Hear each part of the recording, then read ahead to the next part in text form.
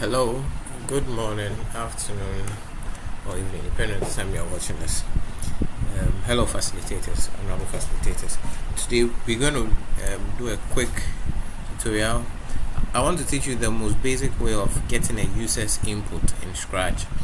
So, as we already know, Scratch is a tool used for programming, usually with kids, and they can use it for programming a story, doing animation, creating a game. But in programming, generally, at certain times, you require an input from the user. We did a little bit. We actually did this when we started doing the math game. But I'm going to specifically show you how to do it. The most basic way of getting an input from a user and then using the input. We did it when we were doing the math game. Remember, we would ask a question and the user will have to give us an answer, and then we have to determine if the input was correct or wrong. We did that, but this time we want to take an input and then use the input back to the user to do something for the user. That's what we're going to do. A very simple thing. So usually when you're getting an input from a user, it's a question, right? So as usual, let's start with an event when the flag is clicked, because this is what we usually use to start our program. We can use this, or we can use any other event trigger. And then let's go to looks and let's ask a question. So before we ask a question, let's just say, hey you. Okay, so it means that the let's use this character. Okay, it means that the cat is going to talk to who? The user. So let's just say, hey you, and let him say here. The wait for 2 seconds means that the text displayed will wait for 2 seconds. Hey you, what is your name? Okay, so it's going to ask a question. Okay, now watch this. If you ask what is your name, hey you, what is your name? Okay, now there's nothing for us to input our name, right? So instead of say, we're going to take the say away. We're going to go to sensing. We're going to use ask. So this is how to get the user. But so ask what's instead of what's your name, let's make it what is your name. It's more proper. What is your name? Hey you, what is your name? So now when we ask hey you, we have to go what is your name, and it says and wait. It means that it's going to be there until the user would answer. So I'm going to type Triumph because that's my name. Now when I type Triumph, nothing happens because we have not written any code for the sprite, which is the cat, to use the name for anything. So what you need to come here is you want to say, maybe you want to say go back to looks. Remember, anytime you're producing text, once it's not a question, you go to looks.